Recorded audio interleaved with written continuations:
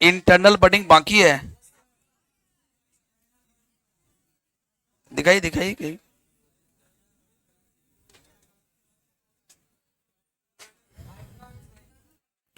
Photo बना दिए थे ना, यानी इंटरनल बडिंग बाकी है। इंटरनल बडिंग बाकी है।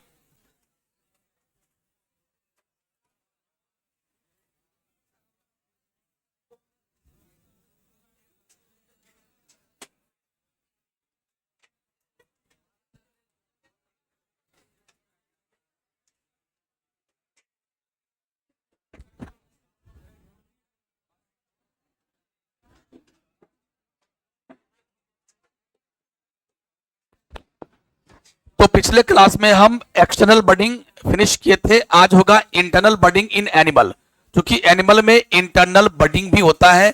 और जैसा कि हमने एग्जांपल शायद बताया था, समझा भी दिए थे स्पॉन्जिला में। स्पॉन्जिला क्या है? एक स्पॉन्ज है। स्पॉन्ज का मतलब क्या हुआ? यानी पॉरीफेरा के मेंबर को स्पॉन्ज कहते हैं। पॉरीफेरा क्या है? फिर तुम कहोगे सर पॉरीफेरा क्या बोल दिए। हम आप लोग को जब एनिमल किंगडम पढ़ा रहे थे 11th में, तो मैंने बोला एनिमल किंगडम में 11 फाइलम है, उसमें सबसे पहला फाइलम कौन है? पॉरीफेरा। पॉरीफेरा के सारे मेंबर को स्पॉन्ज कहते हैं, इसीलिए मैं बोल रहा हूं इसे sponge.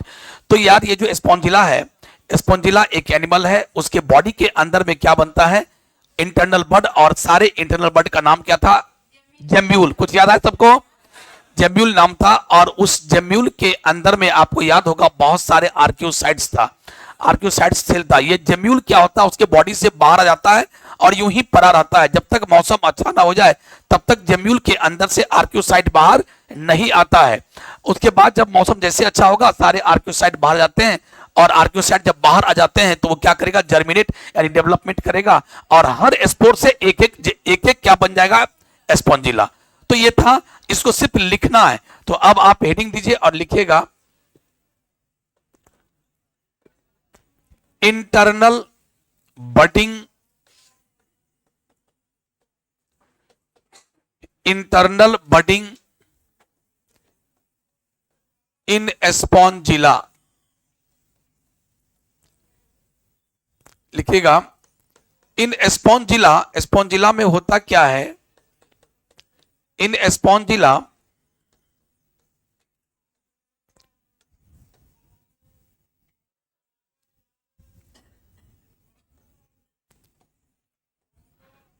In Spongilla internal buds are form. और हर बड को हम लोग क्या नाम देते हैं? जेम्ब्यूल।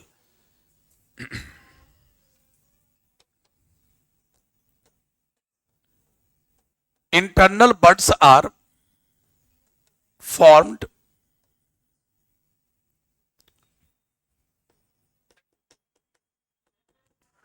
within body cavity and each internal bud is called। और प्रत्येक इंटरनल बड को हम लोग क्या चीज से जानते हैं? उसे क्या कहते हैं? जेम्ब्यूल। और जेम्ब्यूल का डायग्राम पूछता है 12वीं के बोर्ड में, इसलिए इस फिगर पर काफी ध्यान दीजिएगा। And each internal bud is called gemmule. अगर मैं जेम्ब्यूल की बात करूं, each जेम्ब्यूल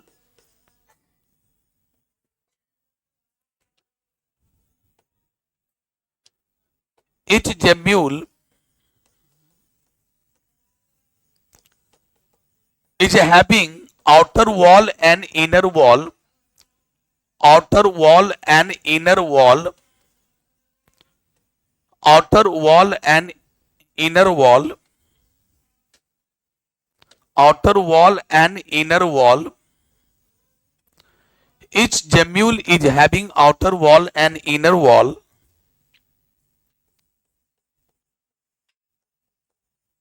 On the outer surface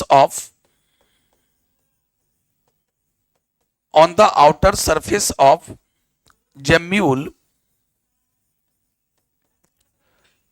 large number of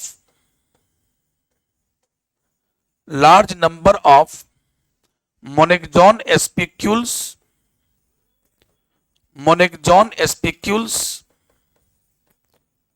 are present.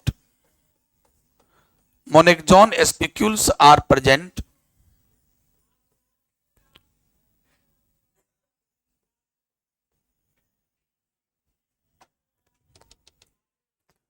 so many cells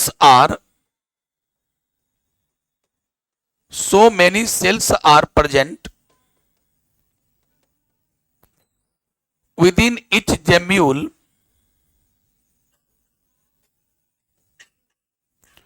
called archaeocyte,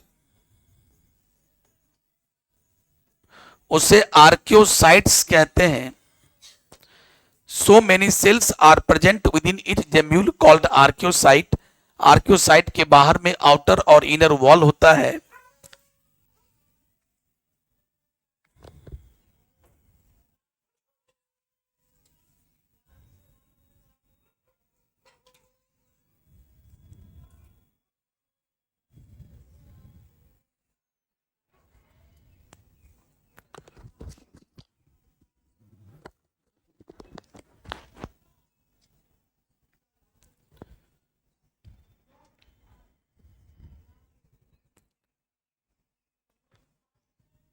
थोड़ा फास्टली लिखिएगा।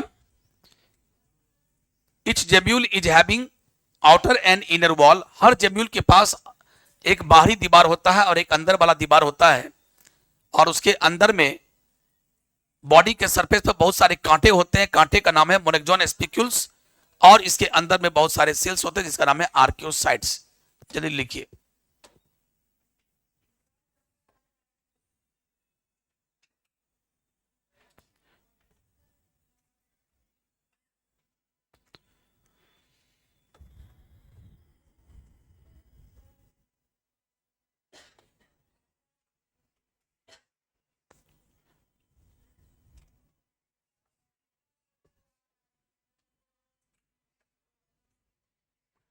इंटरनल बडिंग इन जेम स्पॉन्जिला।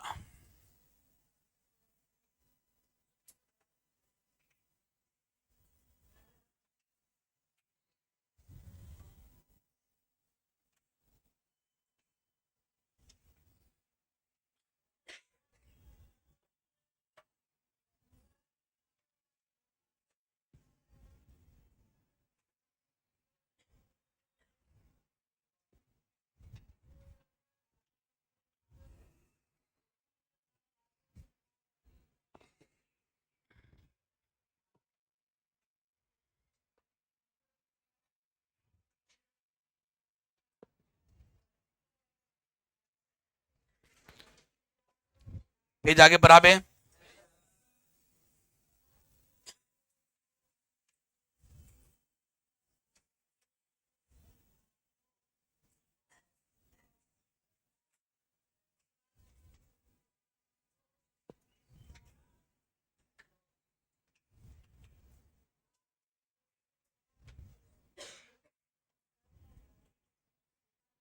स्पिक्यूल्स का मतलब कांटे, छोटे छोटे कांटे होते हैं, और ये सारे जेम्यूल बॉडी से बाहर आ जाते हैं और यूं ही पड़ा रहता है। जब मौसम अच्छा आता है तब उसके अंदर से आर्कियोसाइट बाहर निकलता है। बाहर में कैसे पड़ा रह जाता है? बाहर में तो मौसम खराब है, खराब मौसम में कैसे वो जेम्यूल रह जाता है? क्योंकि उसके ऊपर क्या है, दो दो वॉल है, इनर वॉल, आउटर वॉल। दुश्मनों से रक्षा करने के लिए क्या उस पर कांटे भी हैं, कोई खा भी नहीं सकता, मुंह में गड़ जाएगा।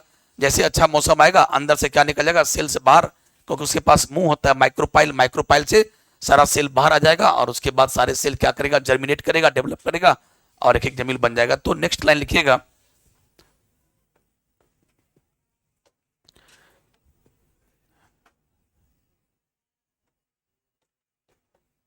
Gemmules come out of body cavity, body cavity से बाहर आ जाते हैं।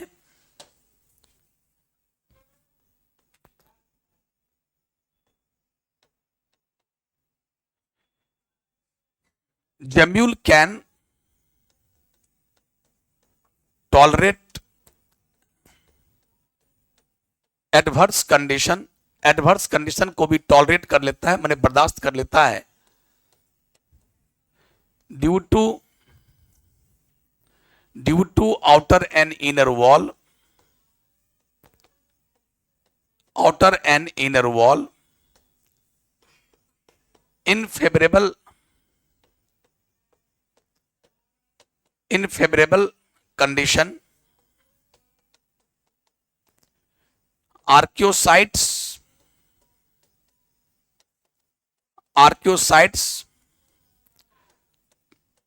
come out through माइक्रोपाइल से होकर बाहर आता है एंड जर्मिनेट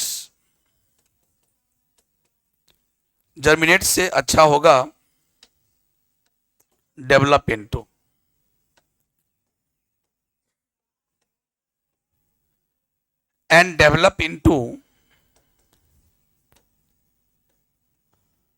डाउटर स्पॉन्जिला और डाउटर स्पॉन्जिला में बदल जाता है। इसका डायग्राम, एक छोटा सा डायग्राम बना देते हैं।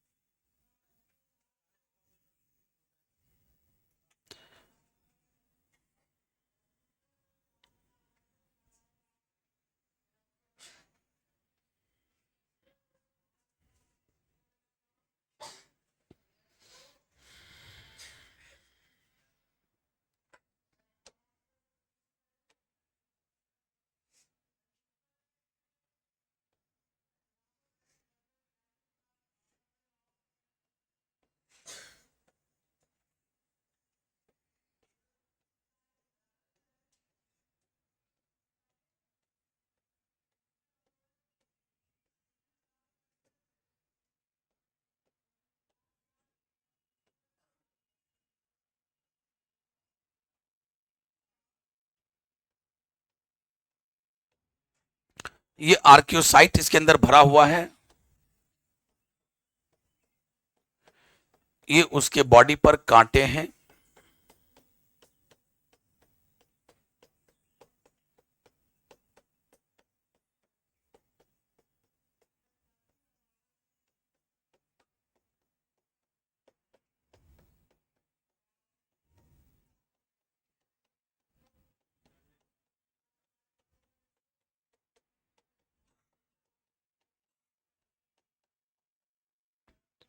इसके पूरे बॉडी पर कांटे हैं और ये माउथ है, इसको माइक्रोपाइल कहते हैं।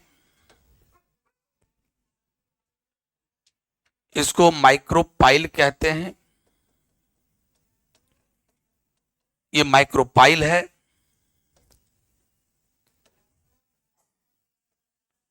ये आउटर वॉल है। उसके बाद ये इनर वॉल है।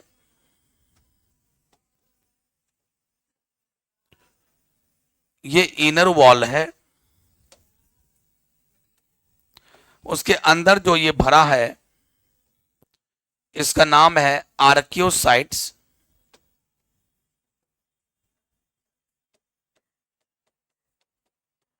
इसका नाम archaeocytes, micropyle, outer wall, inner wall, archaeocytes. और ये जितने कांटे हैं उस कांटे का नाम है मोनेक्सॉन,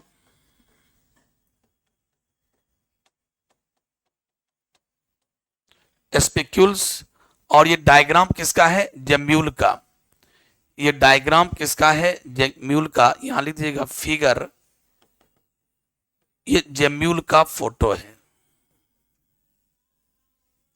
ये जेम्यूल का डायग्राम है।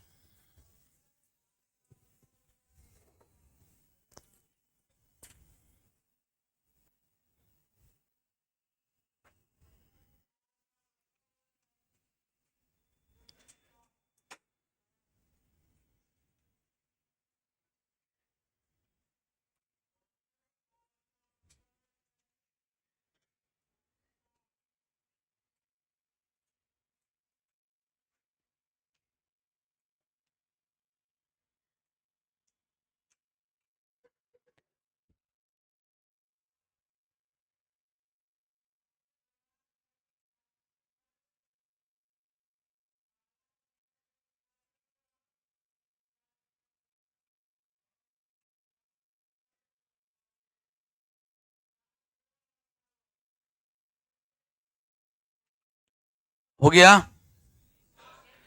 बना लीजिए फटाफट, फोटो में बहुत कुछ नहीं है ऐसा, फ्री हैंड्स बनाइए, फटाफट बनाइए, तुरंत बन जाएगा।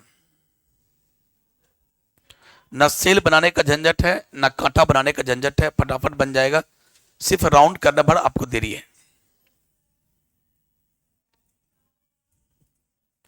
यह है जेम्यूल।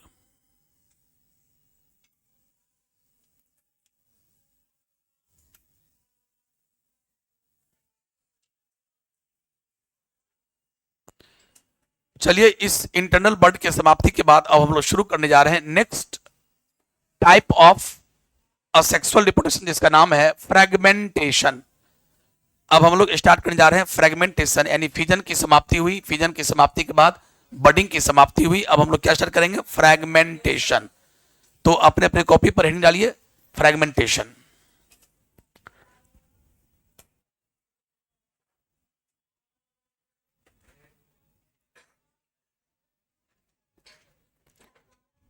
जल्दी करो, आउटर वॉल इनर वॉल जल्दी करो फटाफट।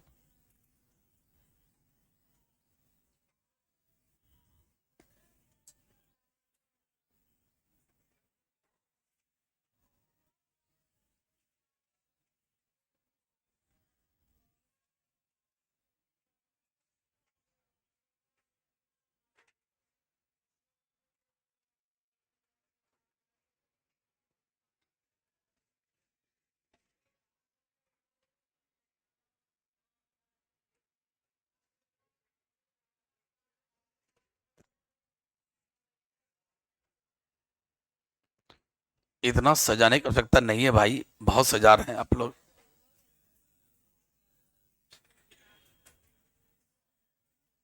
एक दो कांटा बना लो, फिर कांटे घर पे बनाते रहना, एक दो सेल बना लो, सेल भरते रहना, नाम लिख लो, नाम लिख लो। ये फिगर किसका है, जेम्यूल का है, इंटरनल बर्ड का है।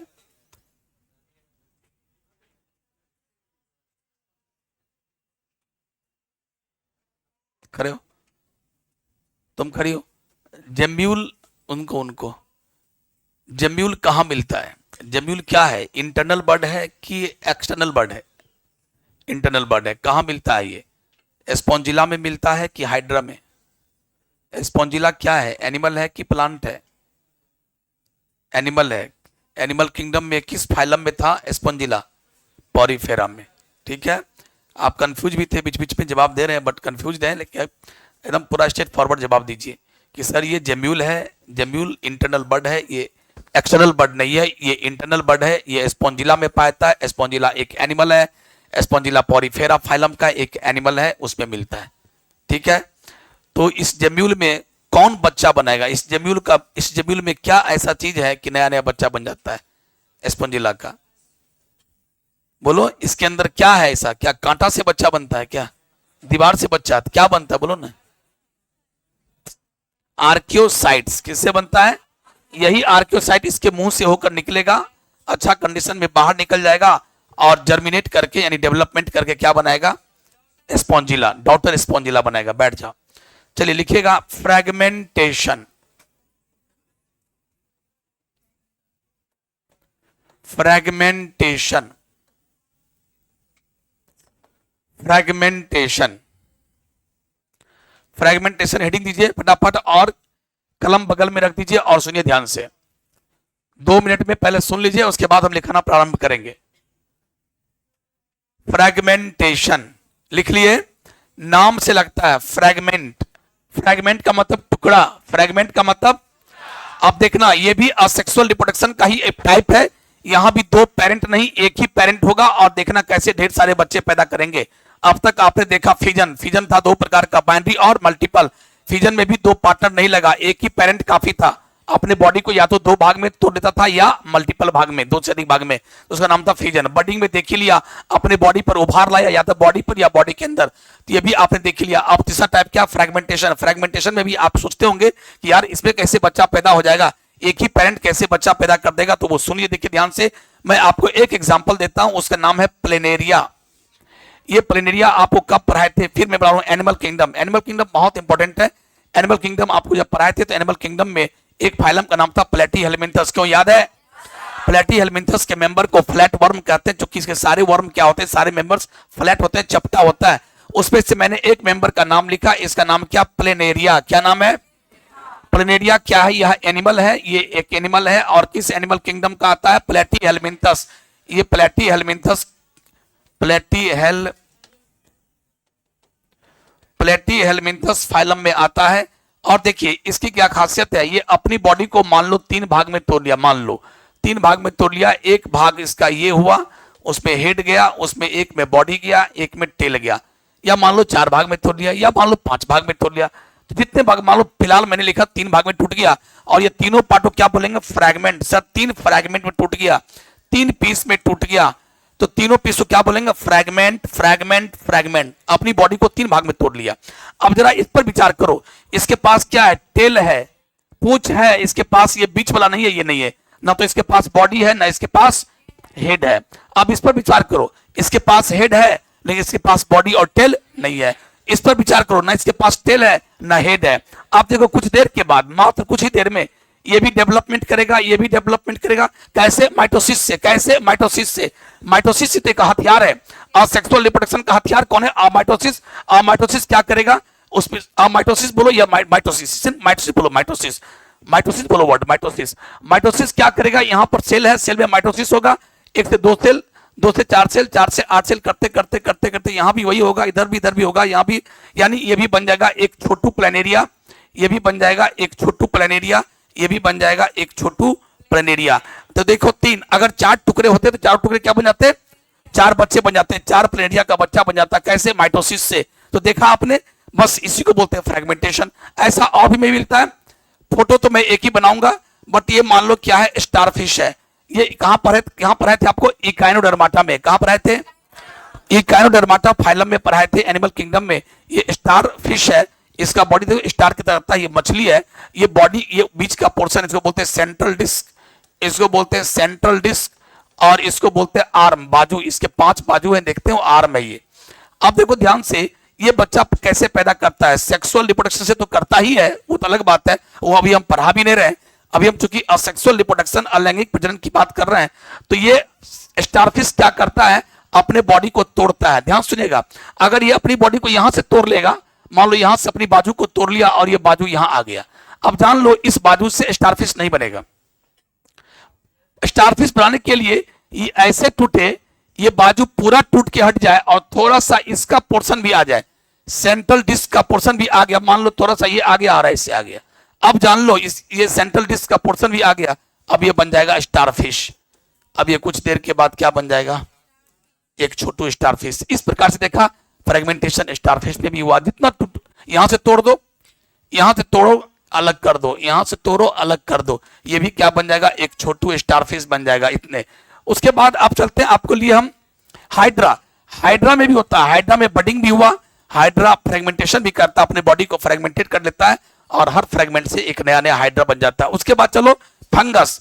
अब चलते हैं, आपको हम फंगस में लिए।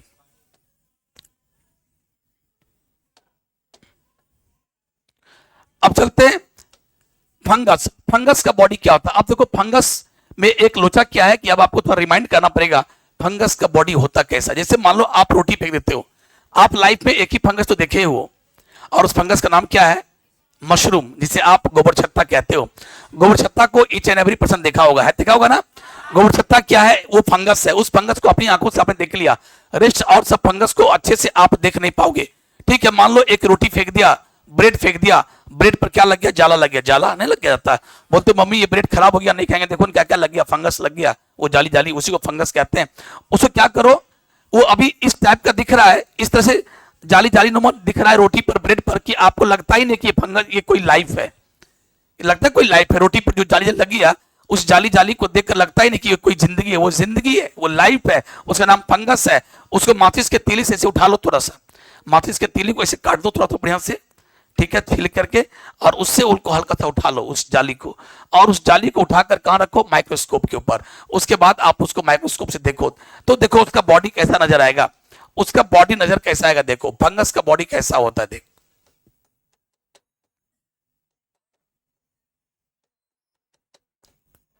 ये देखो क्या हम लगा रहे हैं, लटकन झटकन लटका रहे हैं, है ना।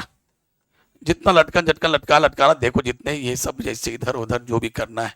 तो प्यारे, ये जो मैं बना दिया, ये हुआ, ये हो गया फंगस का बॉडी, फंगस का बॉडी। और फंगस के बॉडी को क्या कहते हैं? माइसीलियम। फंगस के बॉडी को क्या कहते हैं? माइसीलियम। ये माइसीलियम हुआ, एक फंगस हुआ। अब देखो, अब ये क्या है सर? ये वाला, इसको तोड़ दिया, देखो इसको तोड़ दो, इसको भी मैंने हटा दिया। 2 सेल था, यहां हटाओ। इसको देखो, 1 2 3 सेल। इसमें कितने सेल हैं? 3 सेल। इसमें कितने सेल हैं? 2। इसमें कितने हैं? 2। इसमें कितने हैं? 2। इसमें कितने हैं? 2। इसमें कितने हैं? 3। तो ये जो था 1 2 3 4 5 6 7 8 9, ये जितना है क्या? इसका नाम है हाइफी। क्या नाम है इसका? नाम हाइफी। ये सभी हाइफी है। ढेर सारे हाइफी के मिलने से ढेर सारे हाइफी आते हैं और आपस में चिपक जाते हैं। इससे क्या बनता है? एक जाली बना लेता है, जाली नुमा। इसको बोलते हैं माइसीलियम। तो फंगस के बॉडी को माइसीलियम कहते हैं। और माइसीलियम क्या है? It is the network of hyphae. ढेर सारे हाइफी के मिलने से माइसीलियम बनता है। अब चलो, इतनी बात। अब ये फंगस चाहता है कि हम ढेर सारे बच्चे पैदा कर दें।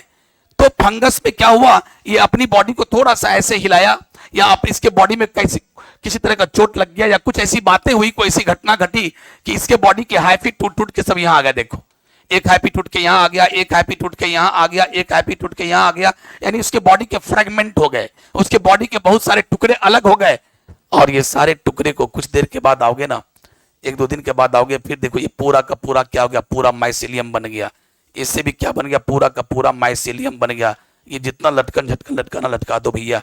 ये देखो, ये क्या बन गया? इससे क्या हुआ? माइटोसिस। क्या हुआ होगा? माइटोसिस हुआ होगा। ढेर सारे सेल बने होंगे और सारे सेल के मिलने से क्या बना होगा? नए नए हैप्पी बने होंगे। और नए नए हैप्पी जब आपस में फिर सब सट गया तो क्या बन गया? माइसीलियम। यानी छोटू छोटू माइसीलियम, यानी छोटे छोटे फंगस बन गए। तो इस प्रकार से फंगस पे देखा आपने कैसे फंगस का बच्चा बन गया। इसको बोलते हैं फ्रेगमेंटेशन। स्पायरोगैरा। स्पायरोगैरा कैसा होता है? रिबन। रिबन मैंने क्या था? फीता। जो लड़कियां बाल में बांधती है उसको फीत रिबन कहते हैं। आजकल तो लड़कियां बाल में बांधती नहीं है। आजकल रिबन का बस एक ही काम रह गया, क्रिकेट के मैदान में रिबन काटने के लिए, है ना? किसी चीज के उद्घाटन में ही रह गया काम। आजकल देखो किसी को रिबन बांधे नहीं। पहले जमाने में लड़कियां लोग एगो इधर बड़का बड़का, एगो लाल एगो उजला, ठीक है? तो प्यारे ये रिबन हुआ करता। तो रिबन तो सब देख लिया, रिबन मैंने फीता। तो रिबन के आकार का होता है क्या चीज? स्पाइरोगायरा। स्पाइरोगायरा। पहले तो आपको सुन के यह असर लगा भाई ये है क्या? भाई ये लिविंग बिंग्स है, सजीव है, ये प्लांट है, ग्रीन एल्गी है, ये ग्रीन एल्गी है। स्पाइरोगायरा कैसा होता है? फीता के तरह रिबन के आकार का होता है। ये अपनी बॉडी को तोड़ लिया, ये अपनी बॉडी को तोड़ लिया। मान लो 4 फ्रेगमेंट हो गया, 1 2 3 4, और चारों फ्रेगमेंट से क्या बन जाएगा? एक एक स्पाइरोगायरा बन जाएगा। तो बस यही था फ्रेगमेंटेशन। शुरुआत करते हैं फ्रेगमेंटेशन के बारे में। चलिए लिखिए fragmentation. It is the type of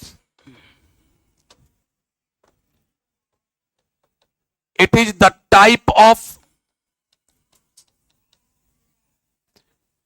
type of asexual reproduction. It is the type of asexual reproduction in which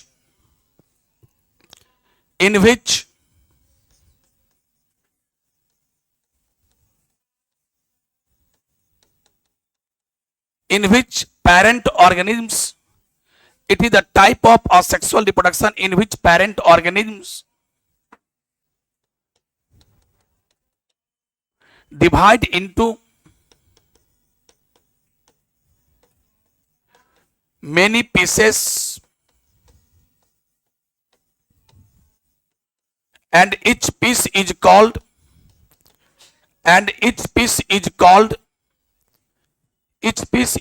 fragment, and each fragment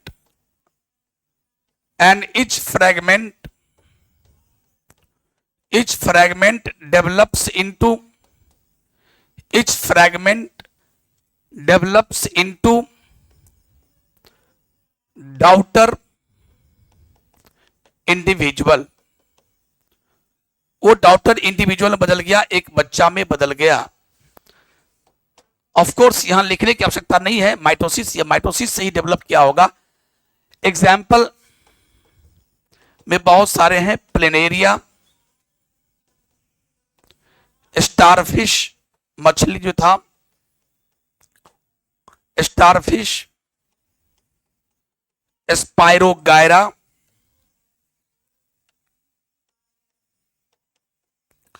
spirogyra क्या है? स्पायरोगायरा क्या है? ब्रैकेट में लिख दो, ग्रीन एल्गी यानी प्लांट है ये, ग्रीन एल्गी यानी ये लोअर प्लांट्स है।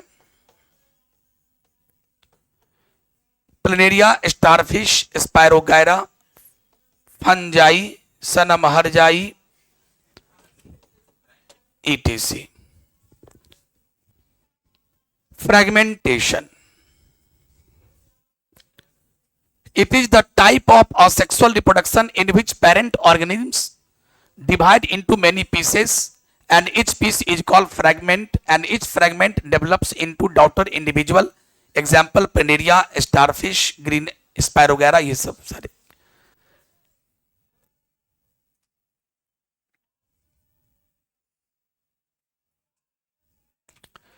जल्दी लिखिए, मैंने आपको बोला भी था काफी फास्ट लिखने के लिए आपको।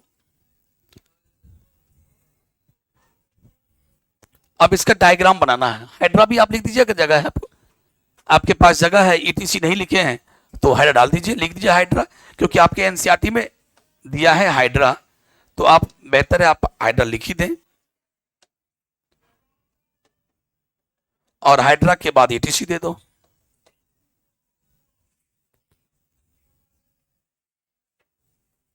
Fragmentation, fragmentation, fragmentation, planaria, starfish, spirogyra,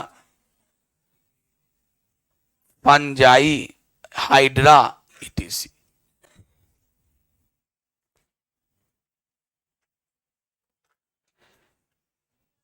चलो अब हम डायग्राम बनाते हैं, लगभग सब कोई लिख लिया है, ठीक है, चलिए डायग्राम बनाइए इसका।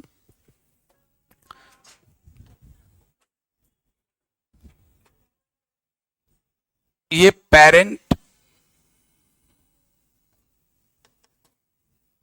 ये हुआ पेरेंट प्लेनेरिया, पेरेंट प्लेनेरिया। फिलहाल इसको मैं दिखाने जा रहा हूं कि अपनी बॉडी को 3 टुकड़ों में तोड़ेगा, 3 टुकड़े बनेंगे।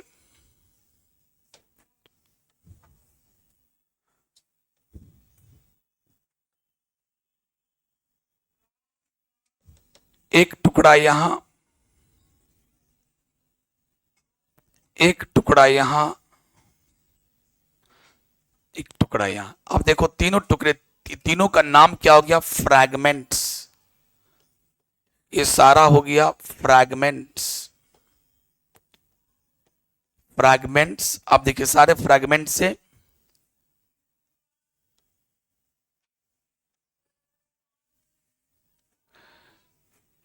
छोटू छोटू प्लेनेरिया बन जाएगा।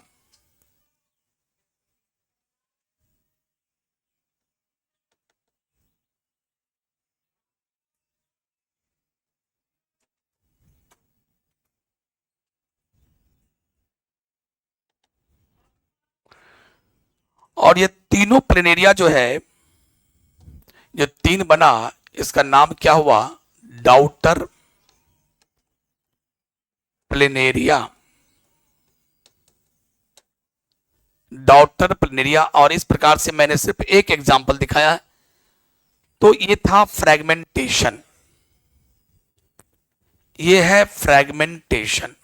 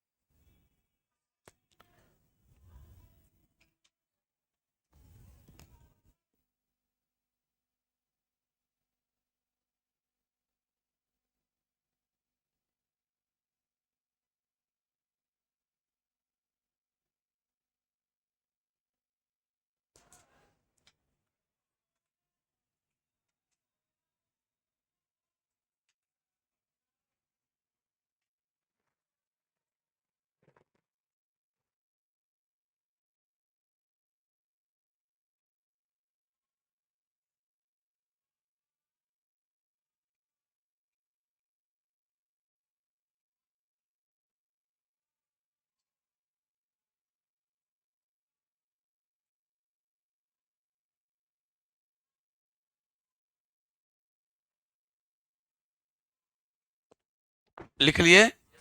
चलिए, तो इस प्रकार से फ्रेगमेंटेशन समाप्त हुआ। नेक्स्ट स्टेप जो लिखिएगा उसका नाम है स्पोर फॉर्मेशन। अगला जो मेथड है उस मेथड का नाम है स्पोर फॉर्मेशन। अगला मेथड है असेक्सुअल रिप्रोडक्शन का spore formation. Spore formation, spore के बारे में बहुत कुछ आप लोग को बताए थे। सारा स्पोर्स के बारे में आप लोग देख के आइएगा। ये नेक्स्ट क्लास में हम लोग स्पोर फॉर्मेशन के बारे में चर्चा करेंगे कि यहाँ भी अपने बॉडी पर स्पोर बनाता है और स्पोर से ही बच्चे बना देते हैं। यहाँ भी कोई प्रकार का यहाँ पर न गैमिट बनेगा, दो पेरेंट की आवश्यकता नहीं पड़ेगी और बच्चे बन जाएंगे। तो ये भी एसेक्सुअल रिप्रोडक्शन का टाइप है। और स्पोर के बारे में आपके कॉपी पर बहुत कुछ लिखा चुके हैं हम। जिस समय आपको 12वीं शुरुआत किए थे तो मंत्राज में कंसेप्ट में स्पोर के बारे में, स्पोर दो प्रकार के होते हैं, exo endo motile, non motile, ये सारा माइक्रो मेगा ये सब चीज बताए थे। ये एक सेल का होता है, ये गोल गोल होता है जनरली, ये हैप्लॉइड होता है, ये सब बताए थे। तो चलो इसके बारे में हम लोग कल डील करेंगे। ठीक, थैंक यू।